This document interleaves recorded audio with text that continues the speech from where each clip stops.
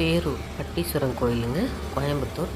ரொம்ப அற்புதமான ஒரு கோயில். இதுவும் சுயம்பு ஸ்தலம் தாங்க. இங்கே வந்து காராம்பசு பால் சுரந்து சுயம்பு வெளிப்பட்ட தலம்.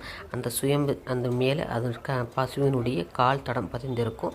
இந்த ஊரினுடைய தலவருஷத்தை, இந்த கோயிலுடைய தலவருஷம்னு சொல்லும்போது ரெண்டு சொல்கிறாங்க. ஊருக்கு அதான் சொல்கிறாங்க, பிறவா புலி இரவா பனைன்றாங்க.